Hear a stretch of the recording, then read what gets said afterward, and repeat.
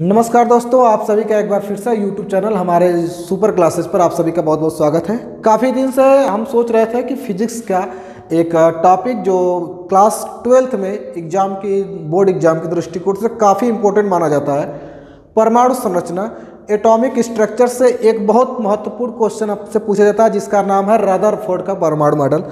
तो दोस्तों हम लोग रदरफोर्ड का परमाणु मॉडल आपसे बातचीत करेंगे। थोड़ा सा हम लोग पीछे चलकर आपसे बातचीत कर लेते हैं परमाणु संरचना के बारे में। सबसे पहले हम आपको बता दें सन 1808 या 3 उनकी आसपास बात है। सन 1803 ईस्वी के आसपास सबसे पहले जॉन डाल्टन नाम का एक वैज्ञानिक था। दरअसल हम आपसे पहले सूचित कर देता हूँ कि ये जो टॉपिक्स है फिजिक्स के 12th में सेकेंड पेपर का हिस्सा है। ये फिजिक्स में भी पूछा जाता है और ये जो केमिस्ट्री से ज़्यादातर रिलेटेड है 11th के, ठीक है। तो इसमें दी गई जानकारी केमिस्ट्री से अक्सर आपसे मिलती जुलती रहेगी। खैर आप आपसे बात करेंगे। तो हम बात कर रहे थे कि सर जॉन जो डाल्टन थे सबसे पहले परमाणु की संरचना के बारे में बताएं और बताएं कि परमाणु जो होता है एक अविभाज्य कण होता है। मतलब परमाणु जो होता है किसी के अंदर किसी तत्व का सबसे छोटा कण परमाणु है। परमाणु से छोटा कण संभव नहीं है। परमाणु को किसी भी रासायनिक या भौतिक क्रिया के द्वारा अलग नहीं किया जा सकता। कुछ दिनों के बाद जे थॉम्सन इलेक्ट्रॉन की खोज किए। इसके बाद हेनरी बेकरेल आए, रेडियो एक्टिव पदार्थ की खोज किए। इसके बाद तमाम प्रकार के चैडविक आए। ऐसे अपने लोग कुछ न कुछ वैज्ञानिकों ने अपनी अपनी राय देती गई, खोज होती गई।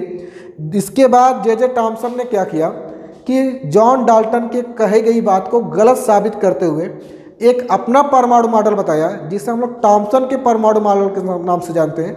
इसका भी वीडियो हम आपको दे देंगे जल्दी से जल्द। थॉम्सन ने बताया था कि किसी परमाणु के अंतर्गत, परमाणु सबसे पहले बताया कि अविभाज्य कण नहीं बल्कि विभाज्य है। परमाणु जो होता है, परमाणु के भीतर एक छोटा सा स्थान होता है जो लगभग 10⁻⁻15 मीटर त्रिज्या की कोटिका होता है। धनावेशित भाग होता है, इसे हम लोग नाभिक कहते हैं। इसके बाहर इलेक्ट्रॉन वितरित होते हैं और ये इलेक्ट्रॉन इस प्रकार से वितरित होते हैं कि जैसे तरबूज में बीज धसे होते हैं उसी तरह नाभिक के बगल में 10⁻15 मीटर त्रिज्या की 10⁻10 मीटर त्रिज्या के गोले में इलेक्ट्रॉन वितरित होते हैं, जिसे हम लोग तरबूज मॉडल भी कहते थे। ये हम लोग पढ़ाए थे, ठीक है। इसके बाद लेकिन थॉम्सन का परमाणु मॉडल भी कुछ दिनों के बाद असफल रहा। इसके बाद आते हैं बच्चों रदरफोर्ड। रदरफोर्ड क्या करते हैं कि एक पतली स्वर्ण पत्र की पन्नी पर अल्फा किरणों की बमबारी करके कुछ एक्सपेरिमेंट करते हैं। इस एक्सपेरिमेंट को आपको डिफाइन किया जाएगा पिछले वीडियो में। इसके बाद आपको हम बताते हैं रदरफोर्ड क्या करते हैं, महत्वपूर्ण बातों को सामने रखते हैं, ठीक है। जैसा कि थॉम्सन ने बताया है कि जिस तरह से तरबूज में बीज धसे रहते हैं उसी तरह नाभिक के बाहर इलेक्ट्रॉन धसे रहते हैं, ठीक है। ये बातें उसने बताई थी। इसके बाद रदरफोर्ड अपने अल्फा किरणों के प्रकीर्णन प्रयोग से कुछ महत्वपूर्ण निष्कर्ष दिए और उस निष्कर्ष के आधार पर जो है रदरफोर्ड ने परमाणु के संदर्भ में एक मॉडल प्रस्तुत किया जिसे हम लोग रदरफोर्ड के परमाणु मॉडल के नाम से जानते हैं। और आज की इस वीडियो में हम लोग रदरफोर्ड के परमाणु मॉडल पर ही बात करेंगे, ठीक है दोस्तों। तो इसके बाद हम लोग पहले बात करते हैं। रदरफोर्ड ने परमाणु मॉडल में कहा कि परमाणु के भीतर बात सुनिएगा, परमाणु के भीतर 10⁻⁻15 कितना हम बोल रहे हैं 10⁻⁻15 मीटर त्रिज्या की कोटिका एक धनावेशित ठोस गोला होता है। इस गोले को बच्चों कहा गया नाभिक। इस गोले को क्या कहा गया, न्यूक्लियस। क्या कहा गया, नाभिक कहा गया। ये कितने मीटर त्रिज्या का होता है, 10⁻⁻15 मीटर की त्रिज्या का होता है। ये सबसे पहले रदरफोर्ड बताएं कि परमाणु के अंतर्गत 10⁻⁻15 मीटर त्रिज्या का एक धनावेशित ठोस गोला होता है। इस धनावेशित ठोस गोले को नाभिक कहा जाता है। इसके बाद रदरफोर्ड ने दूसरी जानकारी बताया कि 10⁻15 मीटर त्रिज्या का जो नाभिक है इसके बाहर 10 थोड़ा सा मेरा गोला ठीक ठाक नहीं बना है, लेकिन 10⁻⁻10 मीटर, कितना हमने बताया 10⁻⁻10 मीटर त्रिज्या का एक और दूसरा गोला होता है। यह परमाणु का भाग होता है। इस परमाणु में बात जरा समझिएगा। रदरफोर्ड ने बताया कि परमाणु जो होता है 10⁻⁻10 मीटर त्रिज्या का एक एक खोखला ठोस गोला होता है। खोखला होता है, ठोस होता है, गोला होता है। इस खोखले ठोस गोले में इलेक्ट्रॉन वितरित रहते हैं। क्या रहते हैं, इलेक्ट्रॉन वितरित रहते हैं। लेकिन हाँ, इतनी ही से बात से काम नहीं चलती है। रदरफोर्ड ने साथ ही कुछ जानकारियाँ और भी एक्सप्लेन की जो हम लोग बारी बारी से धैर्य बनाकर सीखेंगे।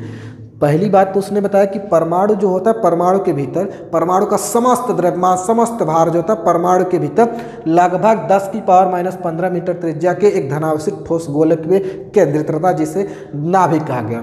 इसके बाद कहा कि इसके बाहर 10⁻10 मीटर त्रिज्या का एक खोखला ठोस गोला होता है। इस खोखले ठोस गोले में इलेक्ट्रॉन रहते हैं। इसके बाद जानकारी दिया कि इस 10⁻10 मीटर त्रिज्या के ठोस गोले में ये जो इलेक्ट्रॉन्स होते हैं, ये इलेक्ट्रॉन्स स्थिर अवस्था में नहीं रहते हैं। इनकी अपनी अलग अलग क्या होती है, कक्षाएं होती हैं। और ये कक्षाओं में क्या करते हैं, गति करते हैं। ये इलेक्ट्रॉन्स जो होते हैं, ये जो हमने इलेक्ट्रॉन्स बनाया, ये इलेक्ट्रॉन्स नाभिक के चारों ओर लगातार क्या करते हैं, चक्कर लगाते रहते हैं, घूमते रहते हैं। ठीक है। इसके बाद ये बताया कि ये जो इलेक्ट्रॉन्स हैं नाभिक के चारों घूमते इसलिए हैं। आपको थोड़ी सी जानकारी, जैसे ये देखिए आपका मान लीजिए नाभिक है, नाभिक ये हमने क्या बनाया, ये हमने आपको नाभिक बना कर दिखाया। इसके बाद देखिए ये मान लीजिए कोई इलेक्ट्रॉन्स है, इलेक्ट्रॉन्स, ठीक है, ये इलेक्ट्रॉन्स है। अब आप जानते हैं इलेक्ट्रॉन्स पर कैसे चार्ज होते हैं, माइनस चार्ज यानी ऋणावेश होता है, और नाभिक क्या होता है, उतना ही धनावेश होता है। ठीक है। इसके बाद इलेक्ट्रॉन्स और नाभिक के बीच में लगता है एक स्थिर वैद्युत बल, जो कूलॉम के नियम के आधार पर निकाला जाता है। अपने स्थिर वैद्युत की में पढ़ा होगा। इसके बीच लगने वाला जो ये स्थिर वैद्युत बल होता है, इसको इलेक्ट्रॉन्स को दे देता है अभिकेंद्र बल। क्या देता है, अभिकेंद्र, इसके बाद बल देता है अभिकेंद्र बल। अब यह इलेक्ट्रॉन इसके द्वारा अभिकेंद्र बल पाकर इलेक्ट्रॉन गोल गोल वृत्ताकार मार्ग में क्या करता है, चक्कर लगाने लगता है। ठीक है। और इसके बाद सुने चौथी बात, रदरफोर्ड ने यह बताया कि जो ये 10⁻10 मीटर की त्रिज्या में उपस्थित समस्त कणों का जो कुल ऋणावेश होता है, क्या होता है, कुल ऋणावेश 10⁻10 मीटर त्रिज्या के खोखले गोले में जितने समस्त कण जो होते हैं उनका कुल ऋणावेश नाभिक में उपस्थित कुल धनावेश के बराबर होता है। ठीक है। यही 4 बात बताया किसने, रदरफोर्ड ने बताया। एक बार फिर से सुनेंगे। रदरफोर्ड ने पहले जानकारी दिया कि परमाणु के अंतर्गत परमाणु का समस्त भार, समस्त द्रव्यमान परमाणु के अंदर 10⁻15 मीटर त्रिज्या के ठोस गोले में केंद्रित रहता है। इस ठोस गोले को नाभिक कहा गया। इसके बाहर 10⁻10 मीटर त्रिज्या का एक और ठोस गोला होता है, खोखला ठोस गोला होता है। इसमें इलेक्ट्रॉन्स रहते हैं और ये इलेक्ट्रॉन्स नाभिक के चारों स्थिर नहीं रहते हैं। इलेक्ट्रॉन्स लगातार गति करते रहते हैं। और गति कैसे करते हैं, उसके लिए उसने समझाया कि नाभिक और इलेक्ट्रॉन्स के बीच लगने वाला आकर्षण बल इस इलेक्ट्रॉन्स को अभिकेंद्र बल प्रदान कर देता है, और इलेक्ट्रॉन्स अभिकेंद्र बल पाके क्या करते हैं, नाभिक के चारों ओर चक्कर लगाने लगते हैं। ठीक है। इसके बाद चौथी बात उसने बताया कि 10⁻10 मीटर त्रिज्या में उपस्थित समस्त ऋणावेश होंगे, जितने इलेक्ट्रॉन्स होंगे नाभिक में उपस्थित कुल धनावेश के बराबर हो जाएंगे। ठीक है। यह सारी बात रदरफोर्ड ने अपनी जानकारी दी, अपने परमाणु मॉडल में दी। इसके बाद रदरफोर्ड का परमाणु मॉडल में असफलताएं रही। थोड़ा सा मैं आपको थोड़ी सी इसके कमी को बताता हूं, क्योंकि प्रश्न आप अगर बोर्ड एग्जाम से रिलेटेड पढ़ाई कर रहे हैं, बोर्ड एग्जाम की तैयारी कर रहे हैं, तो सबसे पहले पूछा जाता है रदरफोर्ड का परमाणु मॉडल दीजिए तथा रदरफोर्ड के परमाणु मॉडल की कमी पर भी अपनी विवेचना दीजिए। इसके बाद हम लोग कमी पढ़ेंगे, रदरफोर्ड के परमाणु मॉडल की क्या पढ़ेंगे, इफिशियंसी पढ़ेंगे, कमी पढ़ेंगे। आखिर ऐसी कौन सी बात अधूरी रहेगी रदरफोर्ड के परमाणु मॉडल में, जो रदरफोर्ड के परमाणु मॉडल में हमेशा कमी को संकेत करती है। देखिए, दरअसल बात यह थी कि रदरफोर्ड का परमाणु मॉडल परमाणु के अस्थायित्व की व्याख्या नहीं कर पाया। सबसे पहली बात तो उसने यह कहा, रदरफोर्ड के परमाणु मॉडल जो था, परमाणु के अस्थायित्व की जो व्याख्या है, ये व्याख्या नहीं कर पाया। ठीक है, नहीं इसके बाद कर पाया। सबसे पहली जानकारी उसने रदरफोर्ड के परमाणु मॉडल की कमी की है सबसे महत्वपूर्ण कि रदरफोर्ड का जो परमाणु मॉडल है यह जो है परमाणु के अस्थायित्व की व्याख्या नहीं कर पाए। इस कैसे नहीं कर पाए जरा समझिए। रदरफोर्ड ने बताया था कि ये देखिए नाभिक है, ये हमारा क्या है नाभिक है, नाभिक ठीक है। इसके बाहर क्या होते हैं इलेक्ट्रॉन्स जो होते हैं वे चक्कर लगाते हैं। इलेक्ट्रॉन्स क्या करते हैं चक्कर लगाते हैं। ये देखिए उसने बताया चक्कर लगाते हैं। तो ये सारी बातें किसने बताई, ये सारी बातें आपके रदरफोर्ड अंकल बताए हैं कि इलेक्ट्रॉन्स नाभिक के चारों ओर चक्कर लगा रहे हैं। अब आपको पता है कि जब कोई भी दुनिया में चीज़ किसी के चक्कर लगाएगी तो अपनी ऊर्जा लगातार खर्च करेगी। अगर लगातार अपनी ऊर्जा खर्च करेगी तो आप ज़रा समझिए कि इलेक्ट्रॉन्स क्या करेगा अपनी ऊर्जा खर्च करता रहेगा। तो इलेक्ट्रॉन्स जो है इसके बीच की जो दूरी है जिसे हम लोग नाभिकीय त्रिज्या कहते हैं, नाभिकीय त्रिज्या घटती जाएगी। इलेक्ट्रॉन्स की एनर्जी कम होगी तो उसकी जो रेडियस होगी वो भी कम होगा ठीक है। अब रेडियस कम होगा तो एक समय ऐसा आएगा, जैसे मैं किसी इलेक्ट्रॉन्स की बात करूँ, एक इस इलेक्ट्रॉन्स के ले लूँ, ये देखिए आपका नाभिक है, ये आपका कौन है, ये देखिए आपका नाभिक है नाभिक। इसके बाद देखिए ये इलेक्ट्रॉन्स मान लीजिए यहाँ पर आज इलेक्ट्रॉन्स देखिए यहाँ पर चक्कर लगाना शुरू किया, ये इलेक्ट्रॉन्स है आज चक्कर लगाना शुरू किया।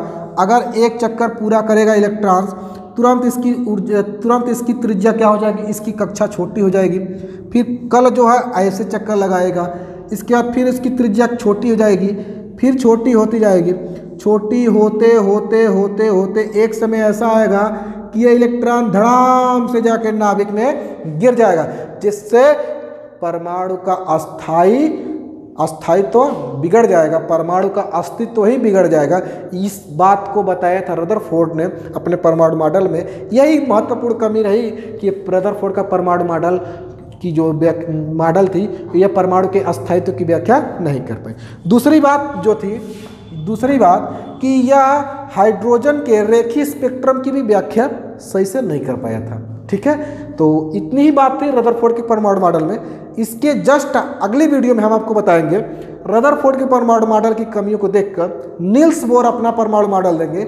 ये रदरफोर्ड के परमाणु मॉडल के कमी को दूर करेंगे और अपनी महत्वपूर्ण जानकारी देंगे जो हम नेक्स्ट वीडियो में मिलेंगे ठीक है। दोस्तों वीडियो अच्छी लगी तो लाइक शेयर करते रहिए और हमारे चैनल पर बने रहिए। धन्यवाद।